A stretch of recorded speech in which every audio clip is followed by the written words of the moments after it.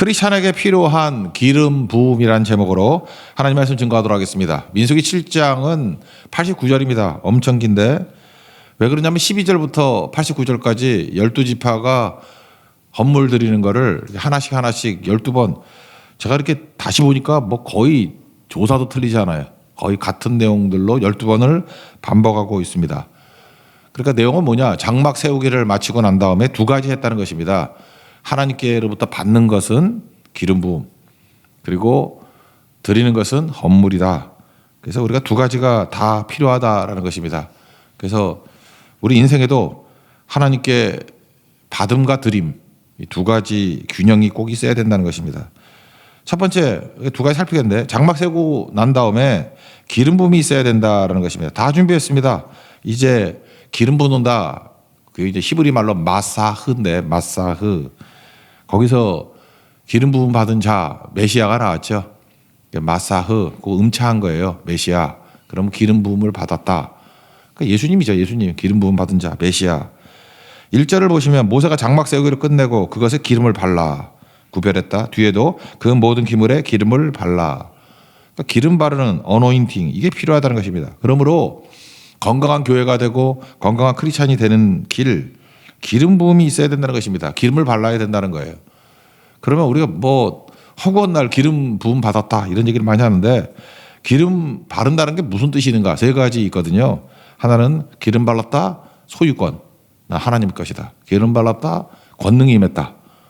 기름 발랐다, 그 왕 제사장 선지자 기름 발랐잖아요. 사명자로 부르셨다. 사명을 받았다. 이 세 가지입니다.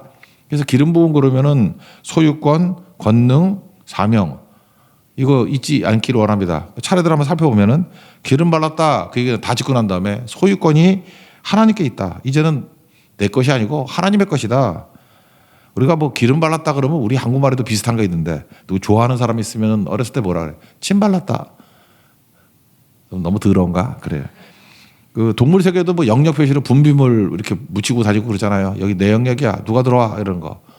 뭐 비슷하다면 그런 거예요. 그죠? 침 발랐다, 뭐 분비물로 영역 표시하는 거, 또는 기름 발랐다. 이제 하나님의 것이다. 내 삶은 주의 것이다. 이게 고린도전서 6장 19, 20절에도 나오죠.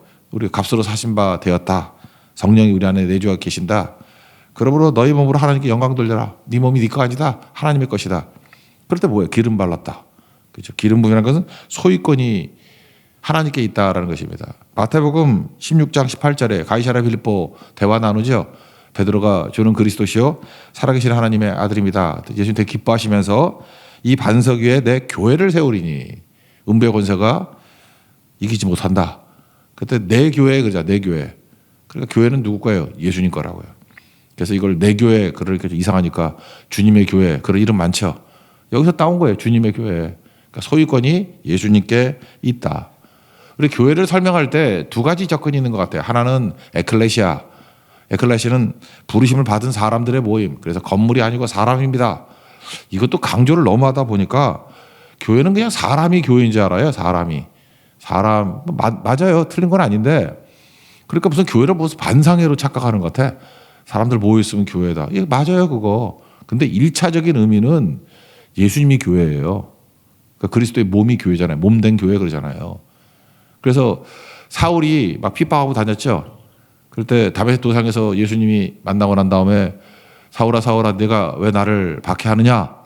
그때 내가 언제 그랬더니 그 예수님이 뭐라고 말씀하세요? 그 백성들, 그러니까 하나님 백성들을 핍박하는 게 나를 핍박하는 거라고 동일시하면서 말씀하시잖아요.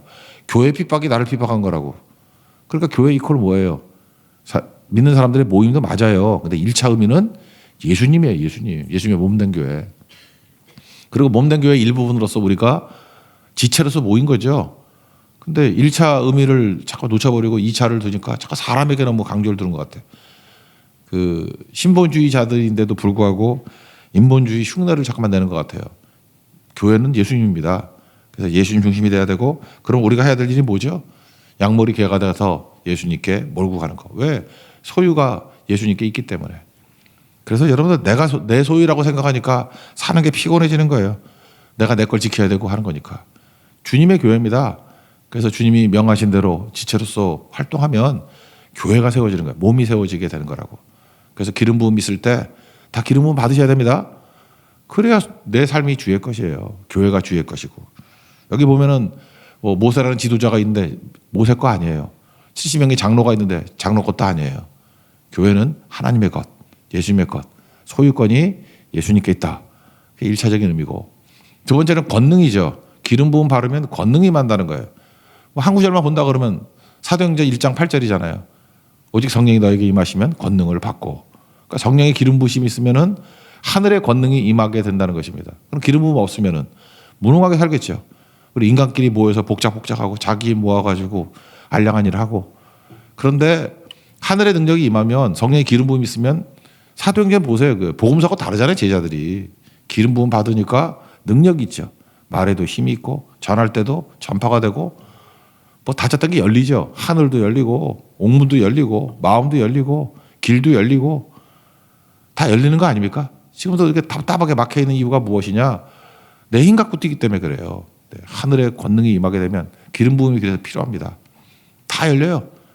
그래서 사막에도 길이 열리고 강이 열리고 그렇게 된다는 거예요. 그게 주께서 함께 하시는 일이라는 것입니다.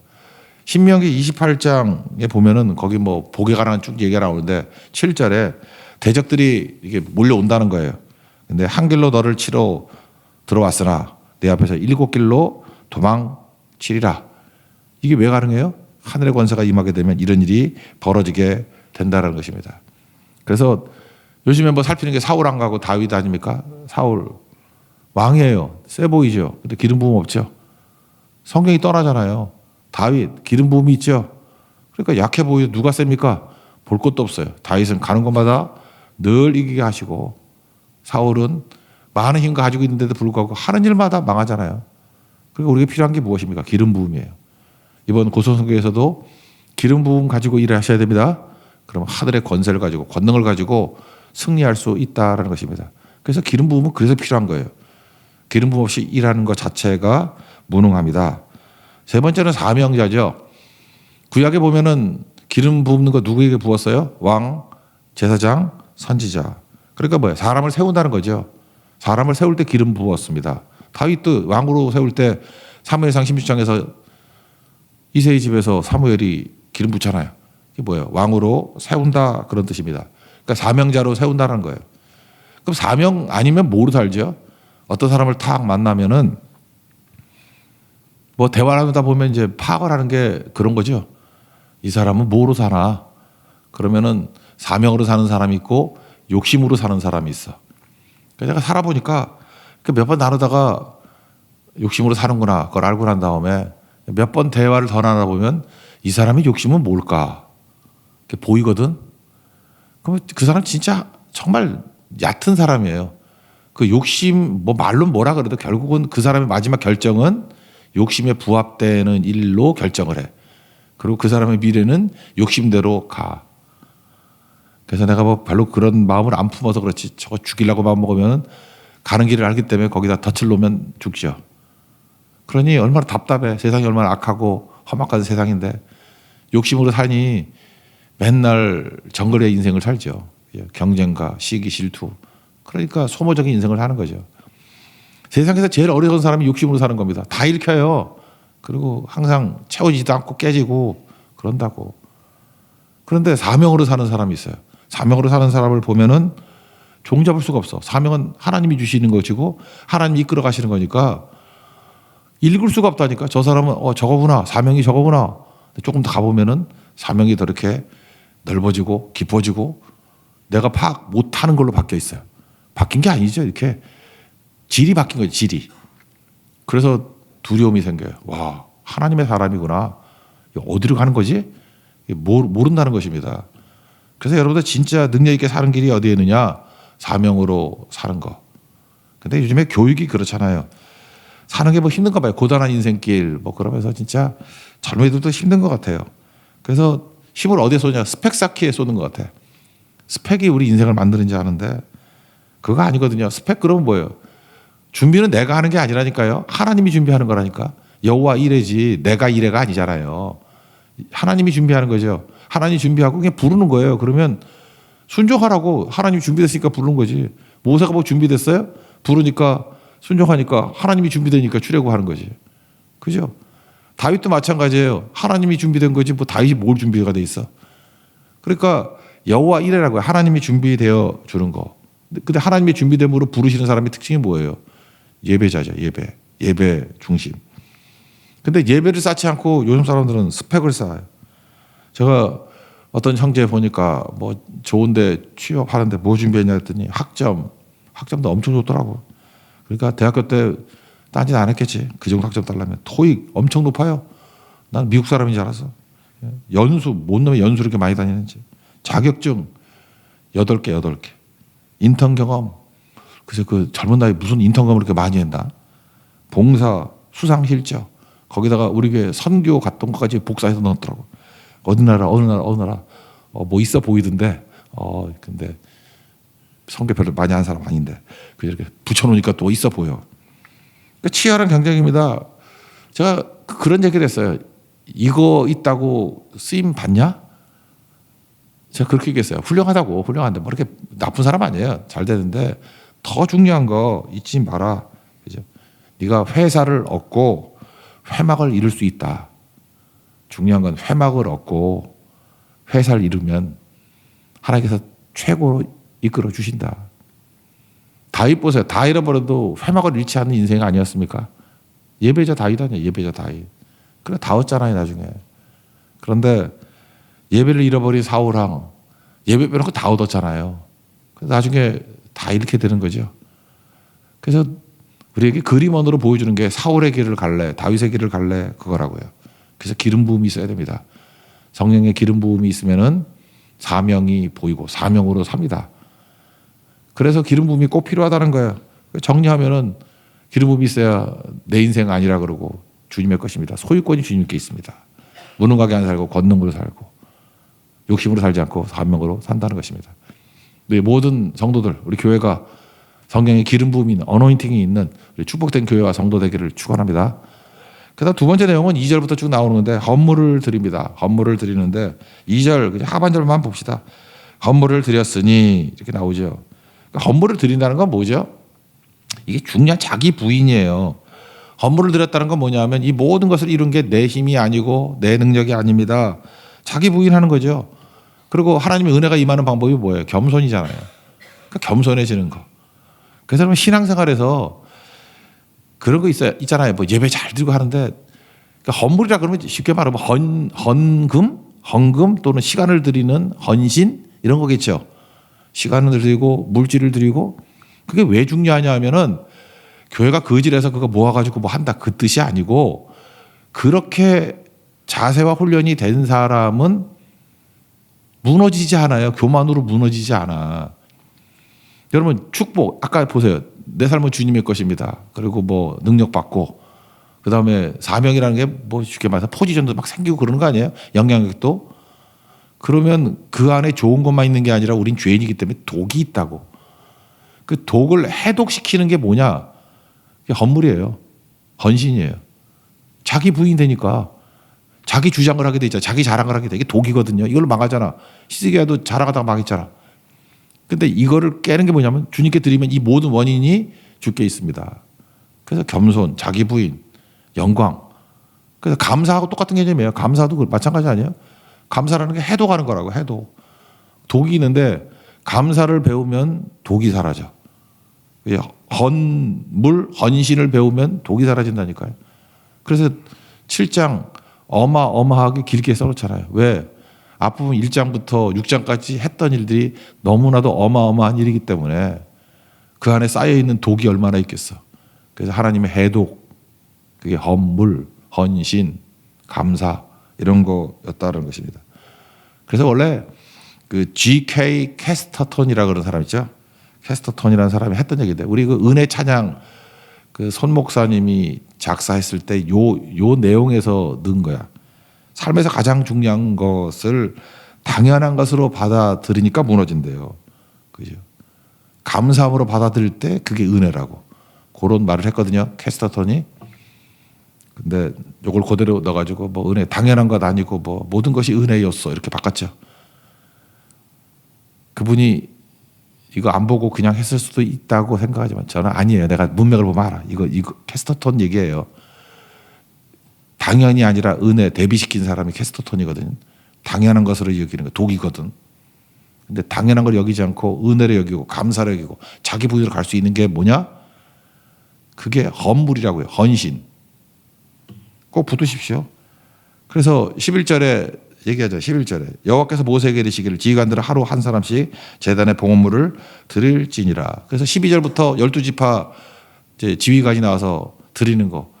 제가 다시 읽어봤다니까. 여러분이 안 읽었지만 저는 읽어봤는데 그냥 컨트롤 C, 컨트롤 V야. 복사해서 갖다 붙이는 거예요. 거의 다르잖아요. 이름만 바뀌었어요. 그냥 그대로라고. 그러면 이거 왜 이렇게 했을까요? 왜? 그런 생각 안 들어요? 이하 동문 그런 거 있잖아. 이하 동문. 이 고대 당시에는요. 이렇게 종이라고 말하는 게 뭐 파피루스 아니면 양피지 아니에요. 이때는 이제 구약이니까 양피지일 거 아니야. 양피지. 양가죽 벗겨가지고 거기다 글 쓰는 거예요. 그러니까 몇 자 못 쓰고 되게 비싸. 그러니까 여러분 옛날에도 종이 귀화할 때는 어떻게 했죠? 막 이렇게 작게 쓰죠. 옛날에 종이가 귀할 때는 책이요. 활자가 지금의 반도 안 돼. 옛날 책 한번 보세요. 옛날 책 없나? 그러다가 출판사에 돈 벌려고 자꾸 활자를 키우고 그 중에 대표적인 게 옛날에 종이값 귀할 때도 보이스사라는 출판사가 있었어. 진짜 눈알 만한 크기로 글자를 찍었어. 그죠? 그런 식으로. 그래서 책값을 많이 올려받고 그랬어. 우리가 원성이 자자했고 그랬는데 옛날에 왜 활자가 왜 작았을까요? 종이가 비싸기 때문에 그래요. 근데 종이하고 상상도 못한 양피지가 비싸다고. 그래서 구약성경 기록된 거 보면 띄어쓰기가 없어. 왜 없을까요? 줄바꿈도 없어. 양피지가 비싸니까. 그래서 취지를 아시겠죠? 그때 모든 문서들은 요점만 간단이야. 그리고 절대로 빈칸 없고 알뜰하게 다 써요. 알뜰하게. 그런데 이런 당시 문화를 본다 그러면 똑같은 거면 컨트롤 C, 컨트롤 V 이하 동문 그러면 될 거 아니에요. 근데 12개를 왜 거의 똑같이 이렇게 복사하듯이 복사한 게 아니에요. 똑같이 기록을 하잖아요. 이유가 뭐죠?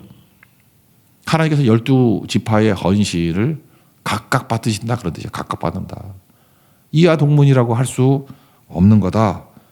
그렇다는 것입니다. 그러니까 우리 마음과 믿음은 복사할 수 없다는 거예요. 우리 마음은 복사가 안 돼요. 첫 번째 지파의 마음을 받으시고 복사 아니에요. 두 번째 지파의 마음을 받으시고. 그러니까 복사 안 되는 걸 복사하려고 그러니까 문제죠. 여기 전통을 받아가지고 영미계통 그 유럽에 있는 학교들 특별히 우리는 미국을 많이 접하니까 졸업식이 무지 길어요. 우리 한국인 졸업식 어떻게 하죠? 이렇게 여러 사람이 대표 한 명 나와 그래가지고 주고 또 나와 그러고 이하 동문 그러고 주고 그러잖아요. 근데 미국 졸업식 한번 보셨습니까? 일단은 무슨 졸업 연사들 나와가지고 말 되게 길게 해. 재미없게. 그러면서 졸업생을 무조건이에요. 한 사람씩 한 사람씩 다 나와가지고 뚜껑 씌워주고 이거 주고 뭐 포옹해주고 그거 보셨죠? 그래서 누구나 총장하고 악수하고 포옹하는 거 하고 끝나. 그게 학생이 500명 다 하고 뭐 그렇게 큰 학교는 없지만 200명 다 한다. 시간 그게 한 2시간 걸려요. 근데 그거 다 하는 이유가 뭐냐? 거기 그렇게 써 있대. 민수기 7장의 정신이라고. 하나님은 각각을 받으신다고. 이하 동문하고 퉁칠 수 없다라는 것입니다. 그러므로 여러분들이 아무리 우리 문화권에서 아마 이하 동문 하겠지만 하나님께서 여러분은 한 사람 한 사람을 복사로 받아들이지 아니하시고 귀한 것으로 받아들인다. 그래서 기름 부음은 다른 데서 강조를 많이 했기 때문에 기름 부음이 있어야 하나님의 소유권이다, 능력을 받는다, 그리고 사명을 받는다. 이게 얼마나 좋은 얘기예요. 근데 하나님께 받는 것만 생각하지 말고 드리는 것이 우리 신앙의 해독. 우리 신앙생활 잘하다가 기여도 많이 하지만 독을 뿌리고 다니는 얘가 얼마나 많습니까? 그 독이 왜 그러죠? 죽지 않은 자. 자기 부인. 아무든지 나를 따라오거든 자기를 부인하고 자기 십자가를 지고 나를 쫓을 것이니라. 그 대표적인 게 뭔지 알아요? 헌물, 헌신. 드리는 거예요. 그 드리는 걸 이렇게 89절이니까 한 절 빼놓고 다 드리는 거잖아요. 88절을 드리는 거에 할애했다는 건 뭐냐? 너희들이 하는 것이 어마어마한 일이기 때문에 이거 해독하기 위해서는 헌물과 헌신이 중요하다. 이번 고등선교도 마찬가지입니다. 뭐 하나 샘플로 든다 그러면 충성하고 오십시오. 그래서 하나님의 소유를 인정하고 능력받고 사명자 세우고 기쁘죠. 돌아오고 난 다음에 뻗으면 안 되고 헌물과 헌신 모든 영광 하나님께 당연한 것을 여기지 않고 은혜였습니다. 이게 몸에 배면 여러분 인생에 독이 사라지는 인생이 될 것입니다. 더 마침표가 아니라 컴마가 돼서 이후에도 계속해서 keep going 능력이 떠나지 않고 함께하는 은혜의 종이 될 것으로 확신합니다. 예수로 사는 인생 되기를 축원합니다. 자리에서 일어나겠습니다. 예수로 사는 인생 찬양하겠습니다.